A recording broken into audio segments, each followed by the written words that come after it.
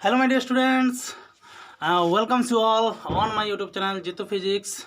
तो आज हम शुरू करने वाले हैं एक नया सीरीज जिसमें कि हम सेट्स डिस्कशन करेंगे, जिसमें 1 मार्क 2 मार्क्स 3 मार्क्स और लॉन्ग क्वेश्चन भी रहेगा। लेकिन लॉन्ग क्वेश्चन का सिर्फ बता दूंगा कि कैसा लिखना है बोल के, डिटेल तो नहीं कर सकेंगे।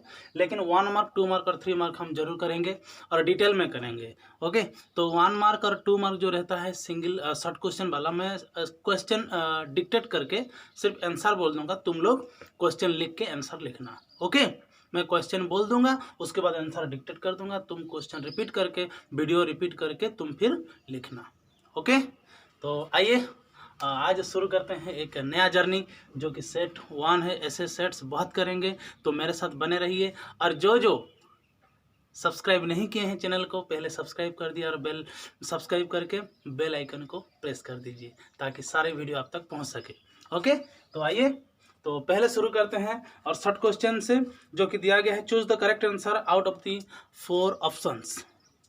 ओके, 4 ऑप्शन दिया रहेगा तुम लोगों को, उसमें से सही आंसर जो है उसको चूज करके लिखना है। ओके, सिर्फ ये बोला जाता है कि क्वेश्चन नंबर 1 में तुम लोग ऑप्शन लिखना, कौन सा ऑप्शन सही है। ओके, तो पहला क्वेश्चन दिया गया है the range in which electromagnetic radiation of wavelength, the range in which electromagnetic radiation of wavelength 3000 angstrom, 3000 angstrom का वेवलेंथ दिया गया है और बोला गया है लाइज इन विजिबल रीजन में रहेगा, इंफ्रारेड में रहेगा, अल्ट्रा वायोलेट में रहेगा कि रेडियो वेव में रहेगा। तो तुम्हारे हिसाब से तुम चूज करो कौन सा होगा। मैं एक बार फिर बोल देता हूँ, विजिबल रीजन में रहेगा कि इंफ्रारेड में रहेगा कि अल्ट्रा वायोलेट कि रेडियो वेव में रहेगा। तो आंसर क्या होगा? 3000 के बिलो जो रहता है, 3000 के बिलो जो रहता है, ओके, 3000 वाला जो रहता है वो अल्ट्रा वायोलेट होता है, और 3000 के ऊपर जो रहता है उसको हम विजिबल बोलते हैं। 3000 के ऊपर मतलब 3100 3200 something like that. Okay, below that, okay, generally हम लेते हैं 3700 से ऊपर लेते हैं विजिबल रीजन। तो ये वाला आ जाएगा आप लोगों का ऑप्शन में ultra violet region, ultra violet region में। अगर 3000 एंगस्ट्रॉम का कोई इलेक्ट्रोमैग्नेटिक स्पेक्ट्रम है, इलेक्ट्रोमैग्नेटिक वेव्स है, लाइट है, तो वो कौन से रीजन में आएगा? वो अल्ट्रा वायोलेट रीजन में आएगा। क्लियर? उसके बाद सेकंड क्वेश्चन है A P type semiconductor is positively charged, पूछा गया है, नेगेटिवली चार्ज्ड, न्यूट्रल और नॉन ऑफ दिस। तो मेरे दोस्तों याद रखो, पी टाइप हो कि एन टाइप हो, हमेशा न्यूट्रल ही रहता है। पी टाइप को पॉजिटिव मत कर देना, एन टाइप को नेगेटिव मत कर देना। पी टाइप और एन टाइप अगर पूछा जाए तो कौन से चार्ज में रहते हैं वो लोग, तो वो लोग चार्ज में नहीं रहते हैं, वो लोग बनाने के बाद न्यूट्रल में रहते हैं। तो पी टाइप क्या चीज़ है? पी टाइप सेमीकंडक्टर वाला कौन सा चीज़ है? किस स्टेट में रहता है? न्यूट्रल स्टेट में रहता है, न्यूट्रल है वो, पॉजिटिवली चार्ज नहीं है, नेगेटिवली चार्ज नहीं है। मेरे दोस्तों अच्छे से याद रखो, क्योंकि एग्जाम में कंफ्यूज होता है, पी टाइप कहीं पॉजिटिव तो नहीं है, बच्चे करते हैं ऐसे, तो ऐसे मत करो। पी टाइप न्यूट्रल है और एन टाइप भी न्यूट्रल है। और तो पी टाइप कौन सा चीज है? पी टाइप सेमीकंडक्टर वाला। पी टाइप में ट्राइवेलेंट इंप्योरिटी मिलाते हैं और एन टाइप बनाने के लिए पेंटावेलेंट इंप्योरिटी मिलाते हैं।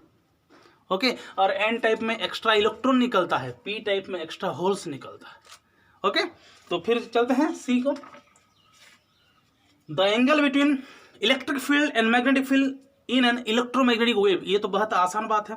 The angle between electric field and magnetic field in an electromagnetic wave, electromagnetic wave जो प्रोपागेट होता है, जो वेव जाता है, उसमें इलेक्ट्रिक फील्ड भी परपेंडिकुलर होता है, 90 डिग्री में रहता है, मैग्नेटिक फील्ड भी उसमें परपेंडिकुलर रहता है, और आपस में दोनों भी परपेंडिकुलर ही रहते हैं। इलेक्ट्रिक फील्ड और मैग्नेटिक फील्ड दोनों परपेंडिकुलर में रहते हैं। तो E और B के बीच में एंगल कितना होगा मेरे दोस्तों? π/2, और हम बोल सकते हैं 90 डिग्री। π/2 रेडियन बोल सकते हैं और 90 डिग्री बोल सकते हैं। क्लियर? उसके बाद if the kinetic energy of a moving particle of mass E, if the kinetic energy of a moving particle of mass m is E, उसका मास कितना दिया गया है? मास दिया गया है, मूविंग पार्टिकल का मास दिया गया है m और उसका एनर्जी दिया गया है E। Then calculate the de Broglie wavelength lambda. तो लैम्बडा पूछा गया है कितना होगा, तो कैसे निकालेंगे बोलो। तो हम लोग जानते हैं P is equal to h by lambda और lambda is equal to h by P कर सकते हैं, और P के बदले में हम मोमेंटम को लिख सकते हैं 2me का रूट ओवर लिख सकते हैं। बोलो याद है कि नहीं, मैं बताया हूँ वीडियो में।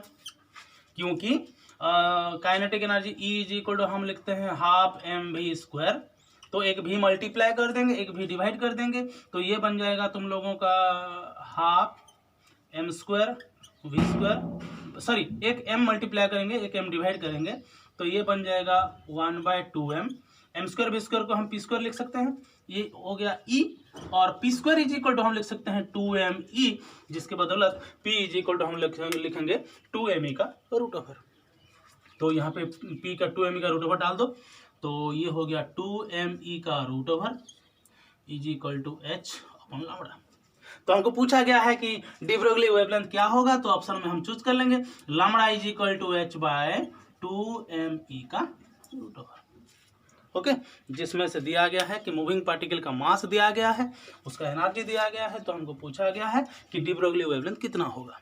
ओके, तो इतना दूर तक हो गया, स्क्रीनशॉट ले लो, फिर रिपीट करके क्वेश्चन जो पूछा गया है रिपीट करके क्वेश्चन लिखना और ये आंसर भी मिला देना। ओके, उसके बाद हम डिस्कशन करेंगे कितना वाला क्वेश्चन, हाँ 5वां क्वेश्चन। क्वेश्चन नंबर 1 का 60 क्वेश्चन चल रहा है, अभी 5वां है। The blue color of the sky is due to which of the phenomenon? Blue color of the sky, ये वाला भी अच्छा क्वेश्चन है, ये 5वां है। Okay, blue colour of sky, sky जो ब्लू दिखता है वो फिजिक्स के किस फेनोमेना के बदौलत होता है, वो होता है scattering of light, scattering of light. हाँ, इसी में और एक क्वेश्चन ऐड कर देना, रेनबो जो फॉर्मेशन आता है वो किस फेनोमेनन के बदौलत होता है, वो होता है डिस्पर्सन। Okay, dispersion. और जो मिरेज जो फॉर्मेशन होता है, मिरेज जो फॉर्मेशन होता है ऑप्टिकल फाइबर में जो इलेक्ट्रोमैग्नेटिक वेव जो मूव करते हैं, वो इलेक्ट्रोमैग्नेटिक लाइट जो मूव करता है, वो होता है टोटल इंटरनल रिफ्लेक्शन। तो ये वाला क्वेश्चन को एक साइड बना दो, blue colour of sky scattering of light, rainbow formation होता है dispersion of light, mirage formation होता है और ऑप्टिकल फाइबर में जो मूव करता है वो किस फेनोमेनन के बदौलत मूव करता है, तो टोटल इंटरनल रिफ्लेक्शन। ओके, तो उसके बाद फिर हम डिस्कशन करेंगे 6 नंबर क्वेश्चन। एक पहला नंबर का 6 नंबर ऑप्शन ये हो गया है F। The power of convex lens of focal length, focal length दिया गया है 20 सेंटीमीटर और बोला गया है पावर ऑफ कन्वेक्स लेंस। तो कन्वेक्स लेंस का फोकल लेंथ हम पॉजिटिव लिखते हैं, क्या लिखते हैं, पॉजिटिव लिखते हैं। ओके, तो पूछा गया है पावर ऑफ लेंस, तो पावर ऑफ लेंस का फॉर्मूला मैं बताया हूं, P इज इक्वल टू अगर लिखेंगे 1/f मीटर लिखेंगे, और अगर सेंटीमीटर में दिया गया हो तो 100/f सेंटीमीटर लिखेंगे। बोलो याद है कि नहीं, बोलो याद है कि नहीं, मैं बताया हूं। तो ये लिख देंगे 100/f सेंटीमीटर, तो ये लिखेंगे 20, तो कितना हो जाएगा ऑप्शन में 5 डायप्टर, क्योंकि अब ये उसका यूनिट क्या होता है, पावर ऑफ लेंस का यूनिट, पावर ऑफ लेंस का यूनिट होता है डायप्टर। बोलो याद है कि नहीं, समझ में आया कि नहीं, बोलो। पूरा आसान सा बात है, ये आसान सा सवाल पूछा जाता है। हाँ, अगर दो ठो लेंस को कंबाइन करके पूछा गया होता, अगर 2 ठो फोकल लेंथ दे देता और बोलता कि उसको कंबाइन करने के बाद फोकल लेंथ कितना होगा और उसका पावर ऑफ लेंस कितना होगा, तो हम कंबाइन करेंगे 1/f is equal to 1/f1 plus 1/f2, ये वाला भी बताया हूँ। ये वाला फार्मूला में पहले इफेक्टिव फोकल लेंथ निकालना है और इस इफेक्टिव फोकल लेंथ का फिर पावर ऑफ लेंथ निकालना है। बोलो समझ में आया कि नहीं, यस। अगर समझ में आया होगा, अगर इंटरेस्टिंग लगा होगा टॉपिक, क्योंकि पूरा सारे बुक से क्वेश्चन है, ऐसे क्वेश्चन सेट्स बहुत सारे करेंगे, तो अगर अच्छा लगे, अगर ये स्टेप अच्छा लगे तो कमेंट करके जरूर बताना और कंप्लीट दैट। ओके, तो 1 नंबर क्वेश्चन का, पहला नंबर क्वेश्चन का ये आखिरी वाला सवाल है, जिसमें पूछा गया है the minimum distance between an object and it's real image form by A convex lens of focal length f is. बोला गया है the minimum distance between an object and it's real image formed by A convex lens of focal length F is, इसको याद रखना है, F G option है, इसको answer होता है 4f। ये अगर लेंस हो गया कन्वेक्स लेंस तो इधर से 2f डिस्टेंस में रहेगा ऑब्जेक्ट और इधर से 2f डिस्टेंस में रहेगा क्या, इमेज। रियल इमेज पूछा गया है, रियली जो रे मीट करते हैं, मैं बोला हूँ जो रियली मीट करते हैं उसको रियल इमेज बोलते हैं, जो हमारे बदौलत जो मीट करते हैं, हमारे हेल्प से जो मीट करता है उसको बोलते हैं वर्चुअल इमेज, जिसका कोई सत्यता नहीं है, लेकिन रियल इमेज का सत्यता है। ओके, तो यहाँ पे खत्म होता है हमारा पहला क्वेश्चन और हम जाते हैं अभी सेकंड क्वेश्चन में। सेकंड क्वेश्चन में डायरेक्ट पूछा गया होगा आंसर, हम उसको निकालेंगे। Okay, so are you ready? Okay, pen और पेपर लेके बैठे हो तो, कि खाली ऐसे ही सुनने के लिए बैठे हो? ऐसे बैठे हो तो बेकार है, अभी पढ़ाई करो, अभी तुम्हारा टाइम है पढ़ाई करने का। ओके, अगर अभी तुम पढ़ाई नहीं करोगे तो तुम्हारा टाइम, तुम्हारा करियर बर्बाद हो जाएगा। ओके, तो पेन और पेपर लेके बैठ जाओ। तो अभी second question, answer each bit as directed in purely inductive AC circuit the current leads the EMF by phase by 2, true और फॉल्स पूछा गया है। इन इंडक्टिव एसी सर्किट मतलब कि इंडक्टेंस में, तो ये वाला पहला क्वेश्चन है और ये वाला पहला क्वेश्चन है। पहला क्वेश्चन में पूछा गया है प्योर इंडक्टेंस में, प्योर इंडक्टेंस के केस में पूछा गया है करंट लीड्स ईएमएफ, ये बोल रहा है कि करंट लीड करेगा ईएमएफ से कितना, π/2। तो हम देखेंगे इंडक्टिव केस में करंट लीड करता है कि कैपेसिटिव केस में लीड करता है, बोलो। यस, कैपेसिटिव केस में करंट लीड करता है। तो यहाँ क्या हो गया, ये गलत हो गया, तो आंसर क्या होगा, फॉल्स। अगर पूछा जाता कि प्योर इंडक्टेंस केस में ईएमएफ लीड करता है करंट से π/2 फेज रेडियन में, तो हम ट्रू लिखते, क्योंकि ये वाला गलत लिखा है, तो ऑप्शन में क्या आएगा, फॉल्स आएगा। ओके, तो सेकंड क्वेश्चन में हम लिखेंगे write the relation between the work function W and threshold frequency ν0। तो हम लिखेंगे W0 is equal to h ν0। तो ये वाला काम खत्म हो गया। ये वाला बोला गया है कि वर्क फंक्शन और थ्रेशोल्ड फ्रीक्वेंसी, थ्रेशोल्ड वेवलेंथ अगर बोला जाता तो क्या लिखते हैं, थ्रेशोल्ड वेवलेंथ अगर बोला जाता तो hc/λ0 लिखते। याद है कि नहीं, बोलो। तो यहाँ पे सवाल उठता है कि थ्रेशोल्ड फ्रीक्वेंसी क्या है, वर्क फंक्शन क्या है, जो हम सडन फिर याद करेंगे हमारे दिमाग को। हाँ, ये वाला फोटो इलेक्ट्रिक इफेक्ट में हम पढ़ेंगे। तो वर्क फंक्शन क्या है, it is the minimum amount of energy required to pull an electron from the surface of metal. और तो थ्रेशोल्ड फ्रीक्वेंसी क्या है, थ्रेशोल्ड फ्रीक्वेंसी है, ये है minimum frequency below which emission of electron is not possible. अगर एक metal का 2 हर्ट्ज वाला उसका थ्रेशोल्ड फ्रीक्वेंसी है, तो 1.9 वाला अगर लाइट रेडिएशन आएगा तो वो अलाउ नहीं करेगा। क्लियर? ओके, तो ये होता है वो मिनिमम फ्रीक्वेंसी। उसके नीचे अगर कोई लाइट रेडिएशन रेंज आया तो वो अलाउ नहीं करेगा, इलेक्ट्रॉन नहीं निकाल पाएगा, उससे ज़्यादा वाला निकाल पाएगा। ओके, तो ठीक है।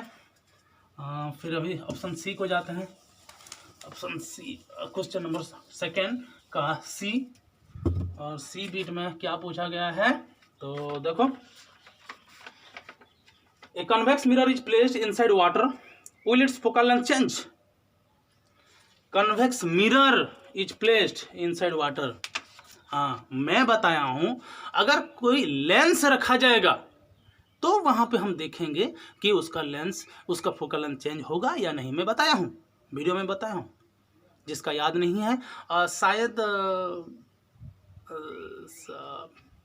आई थिंक 14-15 आई थिंक बताया हूँ, 14 नंबर और 15 नंबर ऑप्टिक्स के वीडियो में बताया हूँ मैं कि अगर लेंस को हम वाटर में डालते हैं तो उसका फोकल लेंथ चेंज होगा, लेकिन मिरर को डालने से चेंज नहीं होगा। ये वाला तो आसान वाला क्वेश्चन पूछा है, ट्रिक वाला क्वेश्चन पूछा है। तो लड़का सोचेगा कि अरे भैया कन्वेक्स तो सार बोले थे, हाँ चेंज होगा तो बोले थे, लेकिन मिरर है, पूछा गया है मिरर चेंज होगा क्या उसका फोकल लेंथ? नो, उसका फोकल लेंथ चेंज नहीं होगा। कन्वेक्स मिरर अगर हम पानी में डालते हैं, पानी के अंदर डालते हैं, तो उसका फोकल लेंथ चेंज नहीं होगा।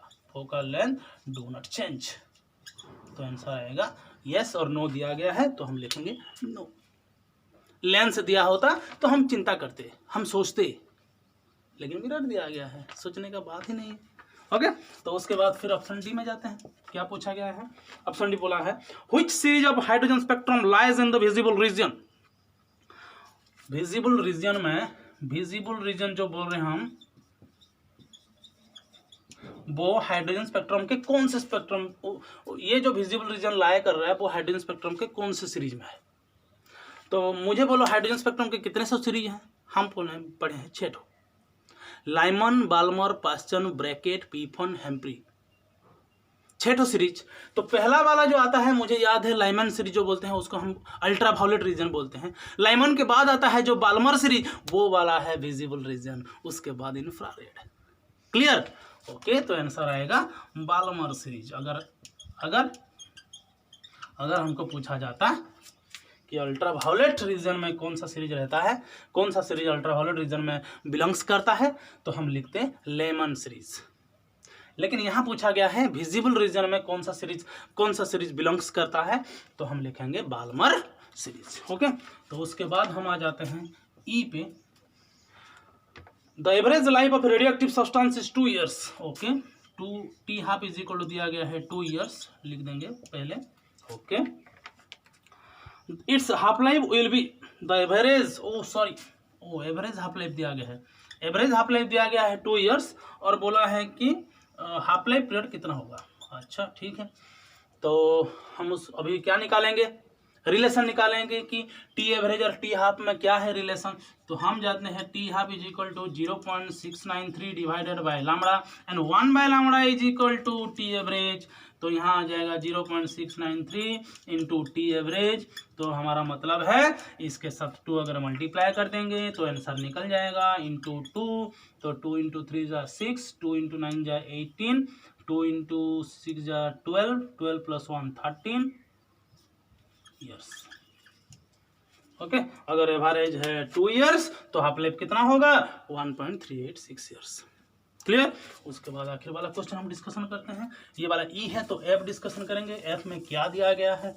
Okay, F F F 2 thin lenses, ये वाला जो बोल रहा था 2 thin lenses. Oh very good question. 2 thin lenses और पावर दिया गया है 1 का 2D और दूसरा का पावर ऑफ लेंस दिया गया है -4D। Okay, very good. Are kept in contact, what is the focal length of the combination. Focal length पूछा गया है तो हम पहले निकालेंगे पावर ऑफ कॉम्बिनेशन। ओके, तो P इज इक्वल टू क्या लिखेंगे, P1 प्लस P2 हम निकाले हैं, P is equal to P1 plus P2। हाँ, क्योंकि 1/f is equal to 1/f1 plus 1/f2 होता है तो हम यहाँ से 1/f is equal to P effective लिखेंगे, यहाँ पे P1 लिखेंगे, यहाँ पे P2 लिखेंगे। कोई रोकेगा क्या हमको? नहीं। तो और P इज इक्वल टू ये हो गया 2 प्लस -4, तो ये हो जाएगा -2D। ये हो गया -2D, 2 डायोप्टर। ओके, तो ऑप्शन ओके ठीक है। तो हम अभी क्या करेंगे, P इज इक्वल हमारा फॉर्मूला है 1/f और f फोकल लेंथ पूछा गया है तो 1/p लिखेंगे।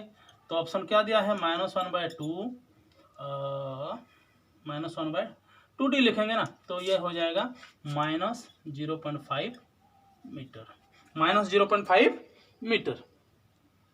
ओके, और अगर सेंटीमीटर में लिखेंगे तो कितना लिखेंगे, बोलो, -50 सीम लिखेंगे। ओके, -0.5 डायोप्टर हो सकता है, नहीं तो -50 सेंटीमीटर भी हम लिख सकते हैं। क्लियर? देखो पर सिंपल सा क्वेश्चन दिया गया है, ये वाला भी सिंपल क्वेश्चन था। ओके, 13 क्वेश्चन हो गए और एक क्वेश्चन बाकी है सर। यस, वो भी कर देंगे। ए स्क्रीनशॉट ले कि नहीं, मैं तो मिटा दिया, स्क्रीनशॉट ले लो। और जीतू फिजिक्स में क्लास में आ जाओ। ओके, लास्ट वाला क्वेश्चन, सेकंड क्वेश्चन नंबर 2 का लास्ट वाला question. The phase difference between any 2 points on a wave front is how much. The phase difference between any 2 points. Phase difference क्या होता है, अगर यहाँ पे डिस्टर्बेंस क्रिएट हुआ है तो ये वाला एक वेव फ्रंट है, ये वाला एक वेव फ्रंट है, ये वाला एक वेव फ्रंट है, तो बोला गया है कि phase difference between any 2 points on A wave front यहाँ पे एक पॉइंट लेंगे, यहाँ पे एक पॉइंट लेंगे। तो ये तो जो जिस स्पीड से वाइब्रेशन कर रहा होगा ये भी तो वही स्पीड से, ये भी तो वही फेज से वाइब्रेशन कर रहा होगा, ये वाला भी पॉइंट तो सेम होगा, इसका भी फेज डिफरेंस सेम होगा, इसका भी फेज डिफरेंस सेम होगा, इसका भी फेज डिफरेंस सेम होगा। यानी कि किसी भी वेव फ्रंट के कहीं किसी भी पॉइंट ले लो, फेज डिफरेंस क्या होता है? जीरो रहता है। फेज डिफरेंस यहाँ जो पॉइंट लेंगे, ये वाला पॉइंट लेंगे, ये वाला पॉइंट लेंगे, ये वाला पॉइंट लेंगे, ये सबका फेज डिफरेंस कितना होगा? जीरो होगा। ओके, ये सबका फेज डिफरेंस कितना होगा? जीरो होगा। ओके, तो ये वाला कंसेप्ट क्या था? अगर किसी वेव फ्रंट के ऊपर पॉइंट सारे अगर ले लेंगे तो उनके बीच फेज डिफरेंस कितना रहता है? उनके बीच फेज डिफरेंस कितना रहेगा? जीरो रहेगा। हाँ, लेकिन ये वाला पॉइंट और ये वाला पॉइंट में फर्क है, क्योंकि ये वाला जल्दी हुआ था, जल्दी ये वाला वेव फ्रंट क्रिएट हुआ था, ये वाला बाद में हुआ है। तो यहाँ पे कितना हुआ था, यहाँ पे कितना होता है, किसको पता? फेज डिफरेंस है, लेकिन कितना है पता नहीं। हाँ, लेकिन इसके ऊपर जो सारे पॉइंट्स हैं, ये सेकंड वाला जो वेव फ्रंट, उसके ऊपर जो सारे पॉइंट्स हैं, उसी पॉइंट्स के अंदर phase difference zero. Clear? Okay, लिख लो।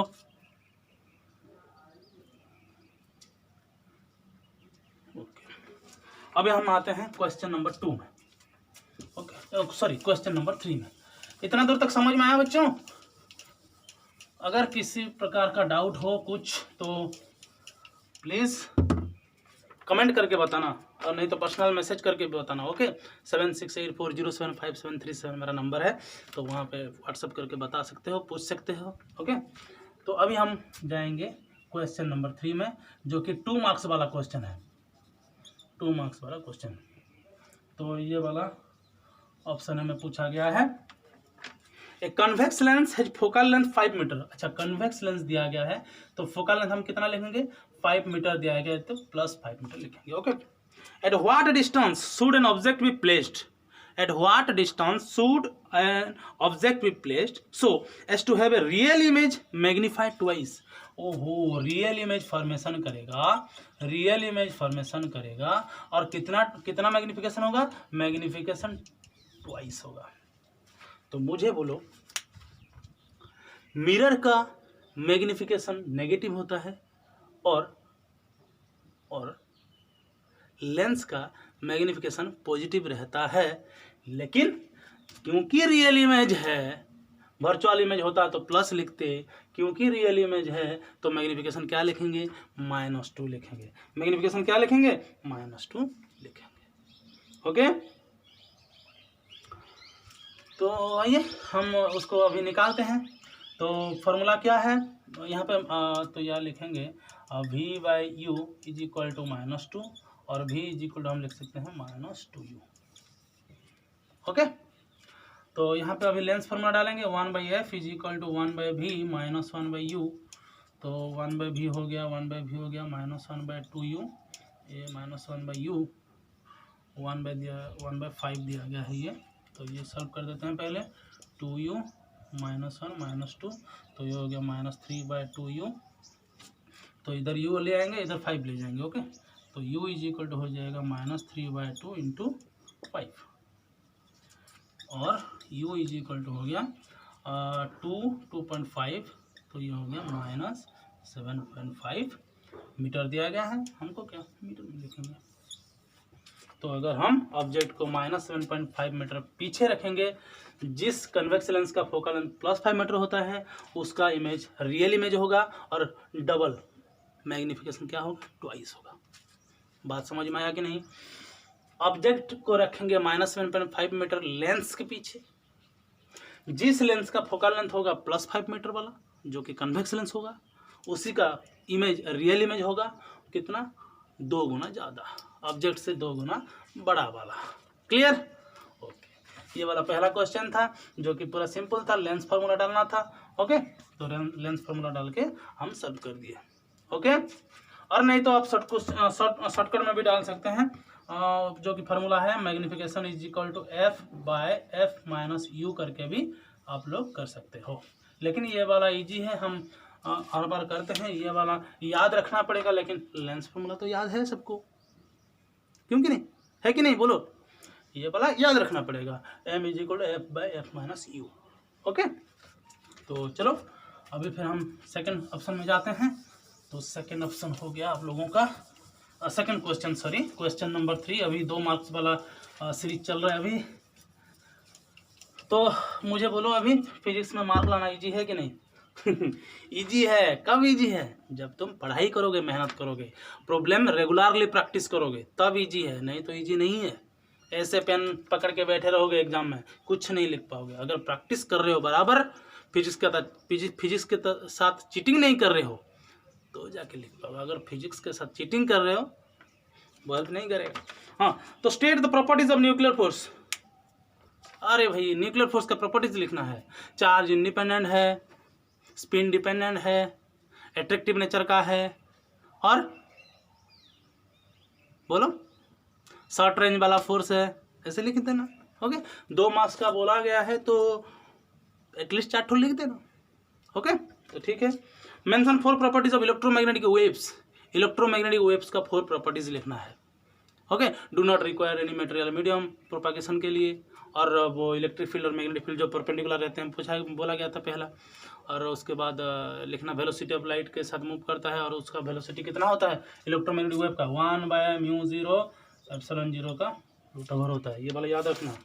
ओके, अच्छा, explain phenomenon of total internal reflection. Total internal reflection phenomenon और ऑप्टिक्स में बताया गया है, पूरा एक वीडियो बना गया है। तो टोटल इंटरनल रिफ्लेक्शन बहुत ही इंपॉर्टेंट है, और उसके लिए कंडीशन क्या होता है? डेंसर मीडियम से रेयर मीडियम ट्रैवल करेगा, और इंसिडेंट एंगल क्रिटिकल एंगल से ज़्यादा होगा, तब जाके टोटल इंटरनल रिफ्लेक्शन होगा। जिस मीडियम में से गया होगा, वही मीडियम को वो वापस आएगा। क्लियर? ठीक है। और एक्सप्लेन द, अच्छा वो वाला खत्म हो गया। ये वाला बी, सी और डी वाला तो थ्योरी था आप लोगों का। अगर ऐसे थ्योरी आ गया तो आप लोगों का मज़ा ही मज़ा है। अगर प्रॉब्लम आ गया, अरे भाई, the refractive index of diamond, ओहो, refractive index of diamond is 2 सबसे ज़्यादा हो रहता है डायमंड का refractive index 2.419। Calculate the critical angle of light going from diamond to air. अच्छा, क्रिटिकल एंगल हमको पूछा गया है, तो क्रिटिकल एंगल के लिए फॉर्मूला क्या लिखेंगे? Mu is equal to 1/sin c, और sin c is equal to 1/μ, और c is equal to sin inverse 1/μ।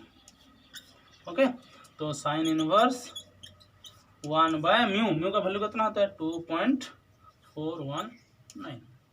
तो इसको सॉल्व करने से अप्रोक्सीमेटली 24.4 डिग्री समथिंग आएगा। Okay, approximately, not exactly. Okay, और 22, 23, 24 और 23-24 के पास रहता है। ओके, तो बुक देख के जितना एग्जैक्टली लिखा गया होगा लिखना, नहीं तो प्रोसीजर ऐसा ही है। ये वाला 2 मार्क क्वेश्चन है। अरे भाई, yes, 2 mark question.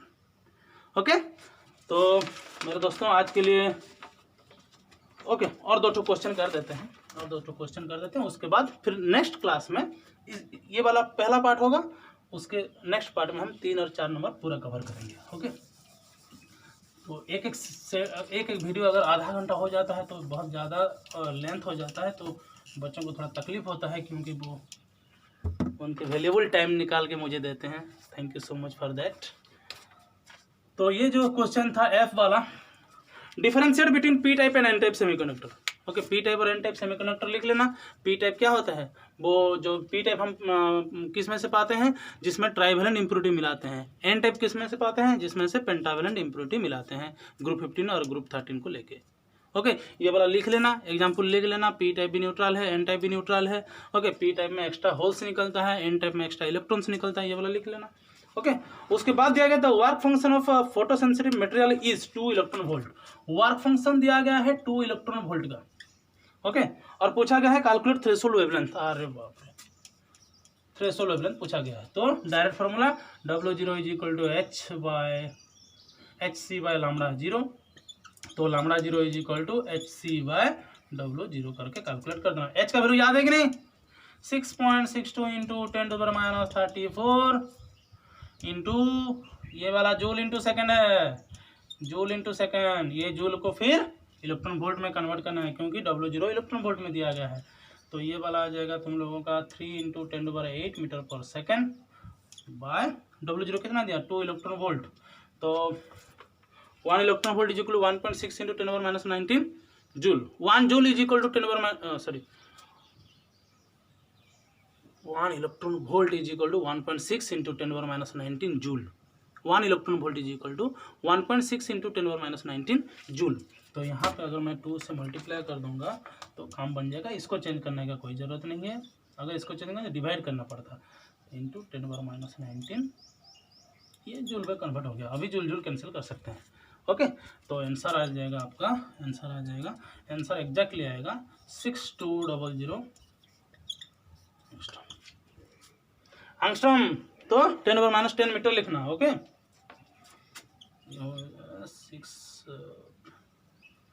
6200 into 10⁻10 metre होता है। ये स्टेप आएगा, इसके बाद ये स्टेप लिखना। ओके, इसके बाद एक लास्ट क्वेश्चन आज का सेशन का, जो कि बहुत मज़ा आने वाला है।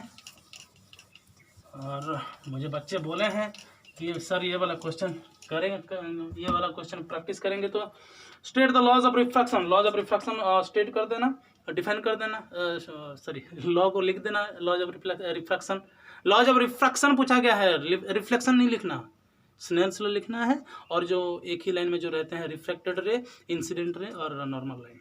ओके, तो अभी आ जाता है 2 नंबर का आई। तो यहाँ पे बोला गया है in Young's double slit experiment I maximum intensity maximum to intensity minimum का रेशियो दिया गया है, 49/9, 49/9।